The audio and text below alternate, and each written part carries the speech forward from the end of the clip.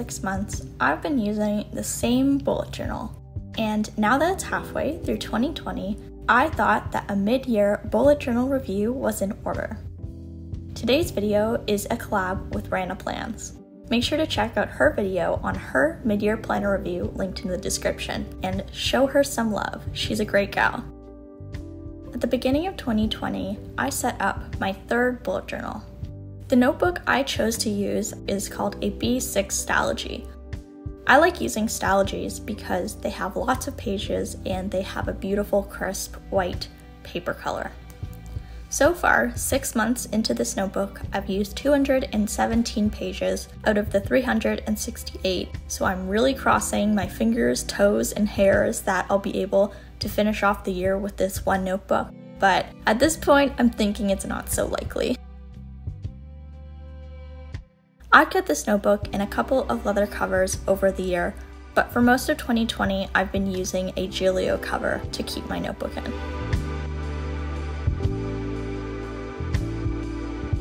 Over the past 6 months, the biggest changes I've seen in my bullet journal has had to do with my journaling style, which has become a lot more minimal and intentional. At the beginning of 2020, I started my journal with a couple of essential spreads that I felt I needed to have, along with a simplistic floral theme that carried over all of the starting spreads I created.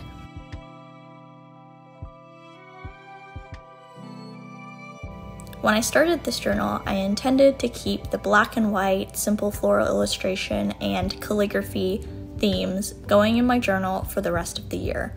But as you guys will see soon, that changes quite a lot.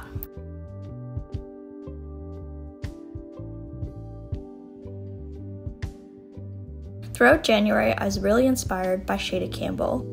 I really was inspired by her spreads and wanted to make some of my own that mirrored her style.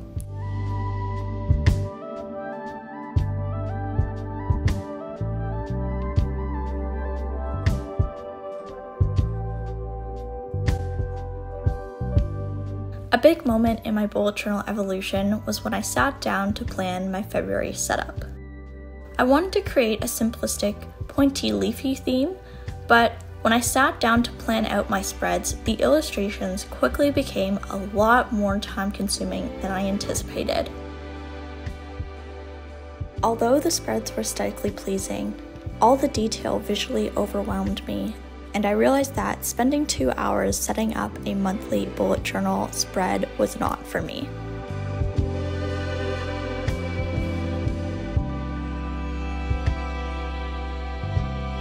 During February, I also started experimenting with scrapbooking in my journal, which I quickly abandoned because I found that the photos I pasted in my journal created little ridges that made it difficult to write on the pages afterwards.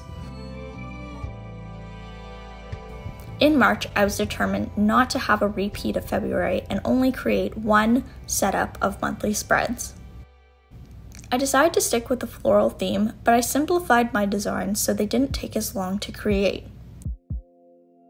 Although I was trying really hard not to make too many decorative spreads, I did end up making one decorative spread in my March daily log during the time where isolation began.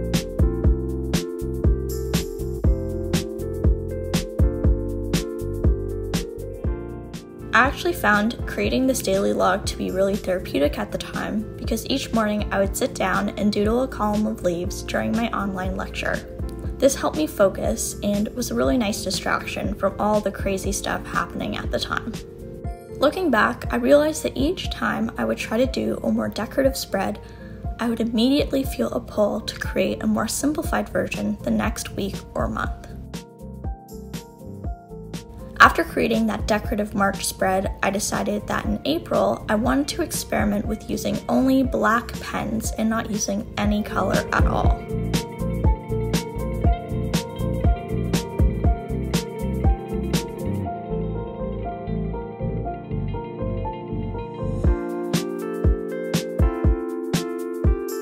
One week, when I sat down to plan out the next week in my bullet journal, I experimented with my gel pen and my brush pen and created a spread which was a hybrid between my weekly and my daily logs. Before isolation, I kept my weekly and daily logs at the same time, but because all of my weekly events had practically vanished, this spread was made out of the need to record my weekly tasks without needing the space to create events. Although I wasn't too happy at the time that all of my events had vanished, I'm actually really appreciative that I did come up with this spread because I still use this spread today, and I like to interchange it with my rolling weekly, which you'll see a little later in probably the June section.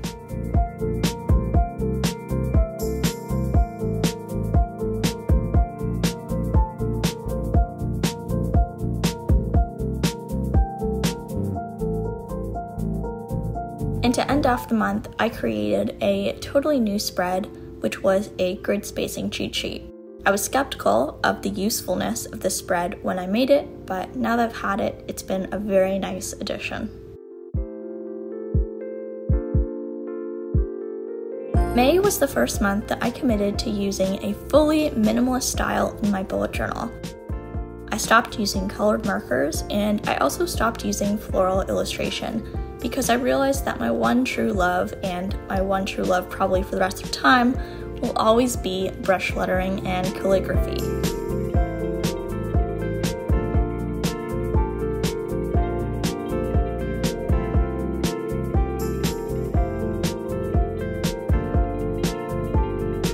This month, I also got really into weekly spreads that had time tracking, and these eventually evolved into the rolling weekly spread, which I use interchangeably with the rolling daily.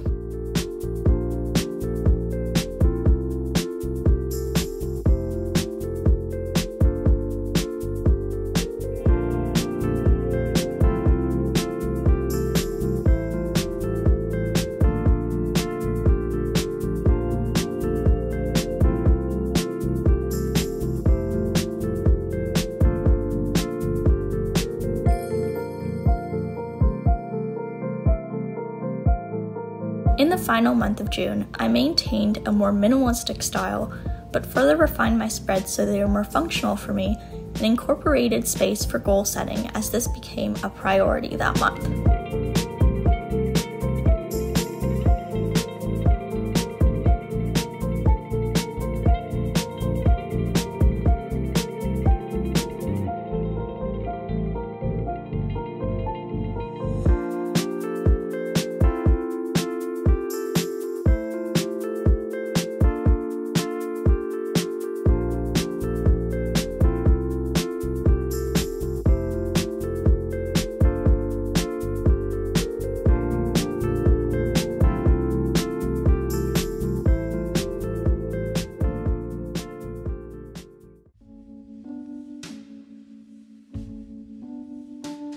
Even though it's only been 6 months, the types of spreads and the stylistic elements of my bullet journal have changed drastically. As I come to the end of the first half of 2020, my bullet journal has transformed into a simple but functional and minimal system. I traded the floral illustrations for clean lines and lots of negative space, and of course lettering, because that makes me happy. Not only did my bullet journal style transform over the past 6 months, but so did my feelings towards my journal. At the beginning of the year, I was obsessed with creating the perfect spread, always thinking about how to change and improve the spreads I had. Although I still have a bit of that improvement mindset in me, now when I open my journal, I feel calm, relaxed, and more focused on the work I'm doing with my bullet journal and not the work I'm doing on my bullet journal. To end off this video, I thought I would summarize some key takeaways and lessons that I've gathered from flipping through my journal and using it for the past 6 months.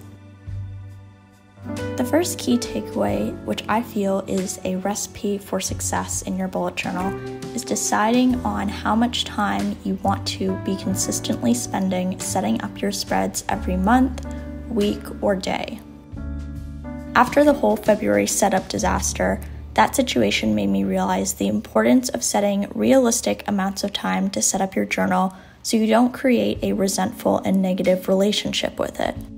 At the end of the day, you control how much time you spend with your bullet journal, so you might as well choose a time that makes you happy and makes you feel comfortable. The second lesson I learned is that even though the bullet journal is such an amazing tool for storing all aspects of your life, I found with my journal I had a much better relationship with it, and it was a much better tool when I limited what I put in my journal. After 6 months, I've realized that my journal is mostly where I like to plan and organize my days, weeks, and months, as well as being a place for me to record notes. When it comes to other parts of my life, like journaling or recording delicious recipes, those parts I've realized are better left in separate areas, as those areas are better suited to store that type of information. The point of this lesson isn't to overcomplicate your system, but to realize that sometimes having everything in one place isn't always the best thing for everyone. The last lesson I learned was the importance of being intentional with what you choose to put in your bullet journal. There are so many different labels in the bullet journaling community. You have decorative journals, you have scrapbook journals, art journals, music journals, book journals, and minimalist bullet journals.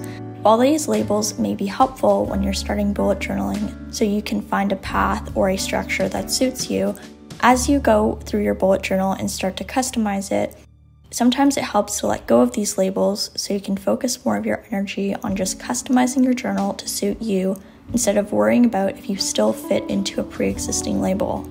I definitely was worried about this when I was creating more minimal spreads because I'd never really seen bullet journals that were considered minimal and used calligraphy. Eventually I realized that it doesn't really matter if people consider my bullet journal minimal or not, as long as I enjoy it and it serves me as being a tool for being productive and less stressed. So to end off this video, I want to remind everyone, as well as remind myself, to keep focusing on using your journal and modifying your journal so it suits you. At the end of the day, the last thing you want to do is create a bullet journal or an agenda that's designed to fit someone else's life and not your own. Do what works for you, as the genius Ryder Carroll once said, and I think it'll turn out pretty well in the end.